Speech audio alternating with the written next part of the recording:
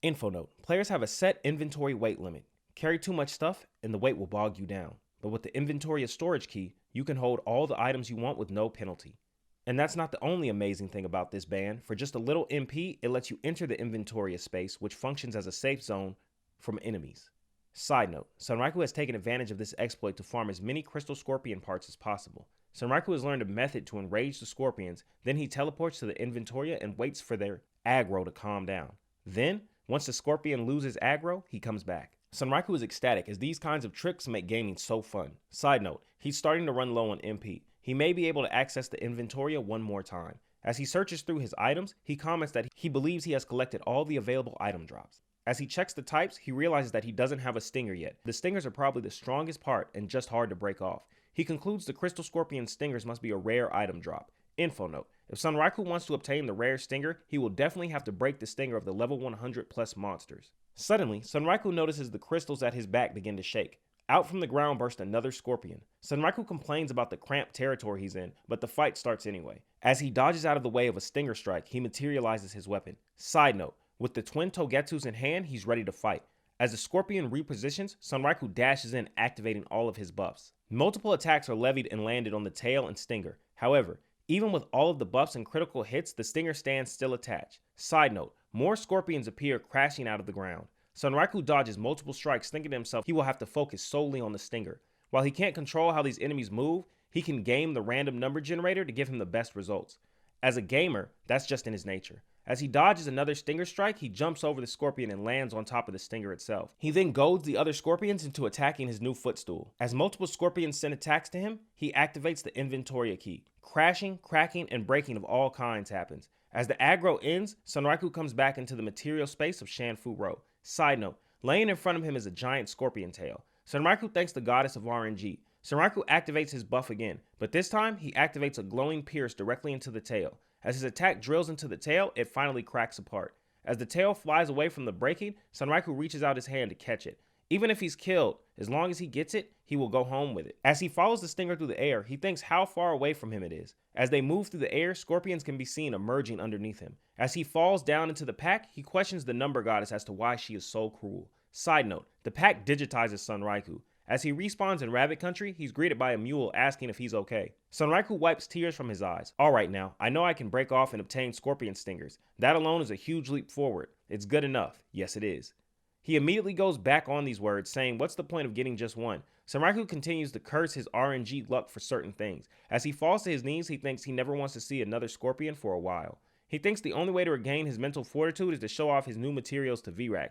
He tells a mule they must strike while the iron is hot. Side note: after all, the most exciting moments for Sunraku are when he can brag about his exploits to other people. Side note: a mule thinks that's kind of tacky. Virak is visibly shocked. What on earth? This is Ankrolith Hard Lapis, the greatest of all coding materials. Side note: as Virak goes to the loot Sunraku brings, she notices he has Lapis Terra Stellar Crystal, Lenovia Amber Crystal, and Amacrudian Quartz. As she gushes about the minerals, Sunraku says he got all of this stuff from the scorpions. Side note: Virak is even more impressed. A mule adds that Sunraku almost got a stinger but failed. Sunraku grabs a mule and force feeds her a carrot to stop her chatting. Sunraku asks Virak what kind of cool weapons can she make from these.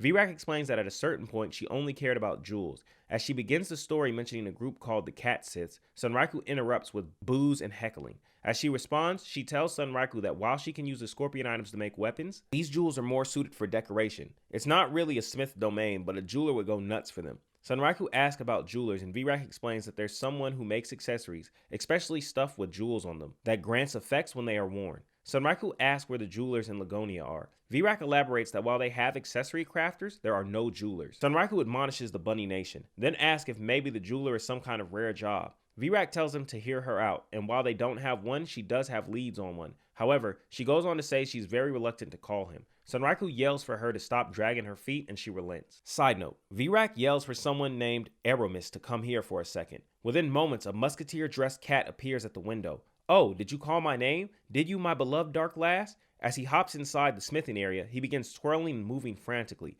"Just call my name and I'm instantly coming, twirling back to you." Sunraku asks who this freak is. Aramis answers saying he is the master of the sword, the wild winds raging across the land. The vice captain of the booted musketeers, the pride of Catseria, land of the Cat Siths, called Aramis. Sunraiku wonders aloud if this loud cat is the jeweler. While Aramis introduces himself to a mule, Virak tells Sunraiku this is the jeweler she was referring to. As the greetings wrap up, Aramis gleefully asks what it is he can do for his beloved Virak. He waxes poetic about how even if it meant fighting the Night Emperor, he would gladly do it for her. Side note, Virak agrees he should go get chewed up. She then gets serious and tells Aramis that she needs him to create a jewel accessory for them. As she pulls out the rarities, she adds not just any old accessory either. She's asking for a masterpiece here. His eyes light up as he sees the plethora of jewels. A mule adds that Sunraiku was the one who obtained the jewels. Aramis looks over Sunraiku, saying he thought he was some kind of birdman, but Sunraiku assures him he's human. Virak tells Aramis not to look down on Sunraiku. Not only has he earned the Night Emperor's acceptance, but he has also beat the Eternal Tomb Guard, and her pops accept him as an underling. Aramis says that's hard to believe. As he does, pixels begin appearing around him. Then a bright flash is concocted by Aramis. A sharp-edged dueling sword is plunged in the direction of Sunraiku. The attack did not land. Aha, Aramis says. As he unequips his weapon, he raises his hand in surrender. No, it's not a lie after all. Sunraiku wonders if this dude is for real. Side note, Virak immediately starts beating Aramis for attempting to assault Sunraiku. After the merciless beating subsides, a damaged Aramis asks if Sunraiku intends for all the gems to be used in the process. He says it's either that or he sells them, so please. With that confirmation, Aramis says he's on the job. The vice captains of the booted musketeers will get it done. Before he leaves, he attempts to kiss the paw of Virak. His lips are also met with the front side of a blacksmith hammer. As he flips through the air to avoid the attack, he wishes them adieu. Side note, a magic teleportation spell activates and Aramis is whisked away. Virak remarks that she can't stand Aramis. Sunraiku inquires into the relationship of Virak and Aramis. Virak says that she made a weapon for the fool once. That's it. She also explains that he's the vice captain over in Catseria in Cat Country. Sunraiku theorizes he's even stronger than he showed. Virak says when it comes to pure strength, he's got her beat out. While Sunraiku has many questions about Cat Country, his fatigue is getting the best of him. Sunraiku remarks he'll be back once he's rested up, and that's when they'll get the magic application unit. As he logs out, we move to the real world. Sunraiku rises from his bed, yawning as he does. Side note, it's 3:58 p.m., and Sunraiku plans on logging in later that night. Info note, Sunraiku has 2 messages on his cell phone. Both messages state that Katsio and Pencil respectively want to speak to him about something. Hitotome remarks that even a Venus flytrap is less obvious. He grimaces and wonders what kind of scheme they could possibly be up to. Either way, he's too tired to be worried about it and falls asleep. A password and username is typed in. After a small load-up screen, Sunraiku and a mule are reunited in glorious companionship. They state their intention to get Virak to Ancient Craftsmith's level. Side note, Sunraiku thinks about how he ignored Kazuo and Pencil's text. As he gets ready to venture to Virak, a mule mentions something she has to tell him. As they move to the blacksmith area, Virak is stomping furiously on the spine of Aramis. As he professes his love, she tells him to die. As the bickering comes to an end, Sunraiku asks about his jewels. Aramis tells him not to worry as the jewels are safe in the hands of Dietram, the resident jeweler. Aramis explains that he's just here to lend his beloved a hand. Side note, it seems Virak is setting out for an adventure. Sunraiku ponders the idea of having Aramis join them. Virak says no matter what, he's going to be tagging along. Aramis breaks out into a pose. Word about you has spread to the king of the cats, and so apparently everyone in Catseria wants to help you with the accessories and everything else. Sunraiku is shocked and asks why all the fuss about him. Virak answers that Catseria and Lagonia are friends with each other, and both Pops and their leader are super cool. She says what's more, he's beaten one of the strongest dudes out there. Something tells her he's got no idea how much influence he has. Aramis materializes his sword and promises to cut down all in their way.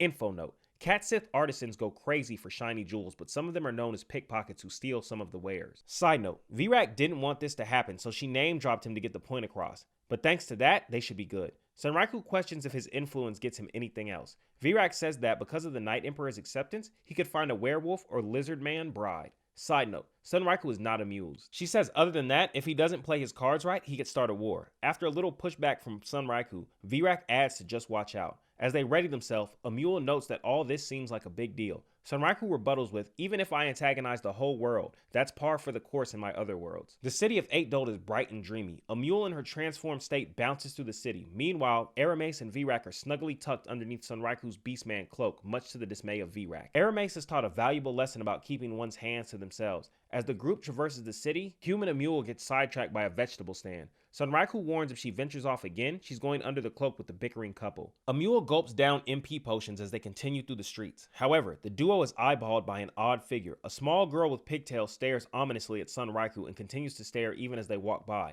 Finally fed up, Sunraiku asks the weird stranger if there's something he can help her with. He questions if maybe his unusual bit of equipment piqued her interest. The girl speaks. It's from the stall that rarely appears over in 3rd Mia. It's a ritual Majad Kefia. isn't it? The girl speaks frankly and clearly. I have word that one of the 3 players who beat Wiseman the Tomb Guard occasionally goes around wearing that. He usually prefers to sport a gazing bird mask though. His name is Sun Raikou, she finishes. Side note, Sun Raikou thinks great, now his cover is blown. However, there's something odd about this girl's voice. It's gravelly and ragged like some middle-aged man. The girl in an odd Lolita dress speaks. You look so close to the player I'm searching for. So can we talk for a bit? Side note, Sun Raikou theorizes that it's a gimmick avatar and the real user is not a small girl. Did you hear me? The girl asks. The girl then immediately apologizes. She introduces herself as a professor and says she's the leader of the library. Info note, the library is the lore studying clan of Shanfu Ro. The professor explains that they examine and analyze the lore behind the Shangri-La Frontier game world. Side note, Sun Raikou hopes they may have some useful info for him. In his mind, he thinks while he really wants the info, he has to progress in this side quest, and he doesn't need her freaking out about his animal pals. The professor asks if it ever occurred to him how unusual the story scenario flags act in this game. Most games handhold you along a preset story path, but in this one, the players have to find intricately hidden story flags for themselves instead. A smile spreads across the professor's face as they say it's totally a game for explorers. As lore buffs, they couldn't ask for anything more. As they send a friend request, they explain the best example of this in the game is the 7 colossi at the core of the world. Unfortunately, they are so difficult to fight that the library's research has hit a brick wall. But once he heard that a group managed to kill one of them, that made him jump in joy. With an extended hand, the professor asks if Sun Raikou would like to join him and help the truth behind the world see the light of day. A new area, large and ancient bones stand towering over everything in the vicinity. As Virak flees her confinement with Aramis, Sun Raikou begins removing his alternate outfit. As he re-equips his iconic bird mask, we can pan out to take in the full splendor of the road of past glories. As we move closer to the obtuse bone structure, Sun Raikou points out that the skeleton looks man-made the closer you get to it. He theorizes that it's probably from the era of divinity. A mule interrupts Sun Raikou's pondering. Side note, ever since he met the professor from the lore clan, he can't stop thinking about these things. He repeats the mantra of the professor, help truth see the light of day. Info note, Sun Raikou thinks back to the professor's offer. With an extended hand, he offers to exchange all the knowledge they have, and together they will solve the toughest riddles of Shangri-La Frontier. Info note, Sun Raikou agrees with the professor's assessment of the story flags. He thinks it's unrealistic to try and discover everything by himself. That's especially true if he wants to trip whatever flags get him back to the Night Slayer. Info note, Sun Raikou had accepted the professor's friend request. As the flashback continues, Sun Raikou explains how he has an errand to attend, so he can't help him out this minute. However, if it's Wiseman he wants to know about, he knows someone who's way more qualified. As we move back to the present, Sun Raikou says aloud that the moment he broke out Pencil's name, the professor stopped bothering him. As he poses in a triumphant way, he thanks Pencilgon for sacrificing herself so he can enjoy the game. As Virak offers her opinion, Sun Raikou rushes past the talking. With a fist clenched and a tiny rabbit on his neck, he's ready to get the magic application unit. Just as he starts running, he's stopped by Virak. She explains that she did some research of her own and that the first thing they must watch out for is... Info note, a medium-sized robotic part suddenly falls from the sky. As they look up, a gigantic robot follows the small component.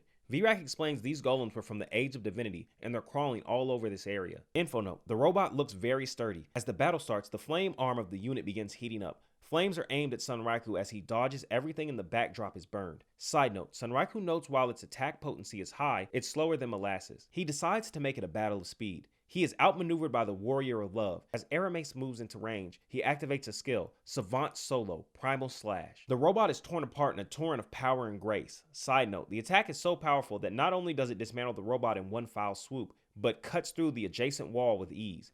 Aramis scoffs, saying as long as he is here, no enemy could hinder them. Side note, Aramis' attacks pulverizes everything including the item drops. Side note, Virak smashes her hammer on Aramis' head, admonishing him for using anti-dragon strikes on work machines. Sun Raikou asks Aramis to chill on the finisher moves. Sun Raikou says the golems don't seem like that much trouble, but Virak quickly corrects him, saying that the real menaces are born from the local resources. Local resources, Sun Raikou repeats. Side note, a small rock-shaped robot clamps onto Sun Raikou's leg. Heat and light begin being emitted from the unit. Virak reacts quickly, swinging her hammer and sending the unit flying in the distance. As the unit plunks off the colliding wall, a bright flash can be seen. Then, a powerful explosion. As they look on in shock, Sun Raikou remarks that was a close call. He asks if that was one of the locally made golems. Sun Raikou recants his statement about finishers to Aramis. As more and more units drop down, the word massive would be an understatement to their size. With weapons drawn, Sun Raikou states it's time to go crazy. A mech unit is dispensing small versions of itself onto the battlefield. As the Kachink and Kachak to life, they all attempt to swarm Sun Raikou. As they draw ever closer, Sun Raikou is on guard. He dodges as they ignite in combustion. Side note, these explosions create small chain reactions among the units. Virak warns Sunraiku against this. Sunraiku surmises that instead of fighting the infinite minions, he should aim for the main guy. Emule and Aramase respectively use their skills to clean up as many minions as they can. However, the mini units continue to spawn, rolling ever forward. Sunraiku notes that the mini units seem to be targeting Emule and Aramase. Virak agrees. The assessment is that they are probably attempting to shut down the main threats, as Emule is a caster and Aramase is a high-level fighter. Sunraiku compliments the AI systems. He tells Virak to join him on his assault. With Virak on his back, he seamlessly moves through the battlefield. As they approach the main unit, Virak steels herself for the attack. However, this is no basic unit. The robot jumps high into the air, latching onto a dilapidated support beam. Virak asks what'll they do now. Sunraiku says with Moonjumper plus 6-bolt leap, he can definitely get up there. But side note, the unit is dispensing explosion units non-stop. With this rain of fire, it's too dangerous, Sunraiku adds. As we move in another direction of the battlefield, Emule is calling out for Sunraiku. She states there's too many balls. Info note, the mini units are attempting to overwhelm Emule. However, with an extension of his sword over her head, Aramase will let no harm come to his beloved sister. Another primal slash is let loose, quelling the storm of mini units. Side note, once again the power of Aramase is so much that the attack launches across the battlefield and finishes off the pillar the main unit is latched onto. As it topples over, Sunraiku recognizes how godly he is with a sword. The unit is quick, however, leaping from the falling column. Virak says it's probably a good time to try that thing out. Info note, the bloodstained decapitator is now a thing of the past. As he changes stances, Sunraiku is equipped with the new double-guarded Flame General's decapitator. As the unit comes blazing towards them like a meteor, Sunraiku activates a thrust skill. The edge of the decapitator is empowered by glowing pierce. As the attack drills into the unit, Sunraiku comments it can't be confident in its vitality if it's always trying so hard to dodge attacks. The core is exposed due to Sunraiku's attack. As Virak attempts to wrap things up, she activates Material Destroy. With light and flash, the entire bottom of the unit is collapsed. As the unit begins to give way, a bright light is emitted from it. Everybody run can be heard across the battlefield as Virak and Sunraiku attempt to distance themselves as much as possible. Info note, the explosion is unprecedented. Emule and Aramase rejoice in their victory as Virak and Sunraiku are just happy to have avoided the explosion. Info note, an item begins falling from the destroyed unit. Emule notes it's kinda cute. Info note, blast idol. A small replacement body formed rarely by naturally processed golems. The idol created by cannonball golems triggers a small explosion when hit hard enough. When the idol dances reaches its climax, flames will erupt from within the ground. Sunraiku calls it a grenade and decides to toss it into the inventory for safekeeping. As things calm down, the group continues to progress. Virak says the magic application unit should be in the blacksmith area in the back within the divinity area. The first thing they must do, according to Virak, is find one of their forges. Sunraiku asks where that would be. Virak is unsure. She says that if it was going to be easy, she'd have been an ancient craftsmith years ago. Side note, as we pan out, two onlookers watch down on Sunraiku and group. They comment they must be having all kinds of fun. The woman adds, if he thinks he could ever get away with ignoring us, he's wrong. As we move closer, the brigand features of Pencil and Casio can be seen emitting a murderous aura.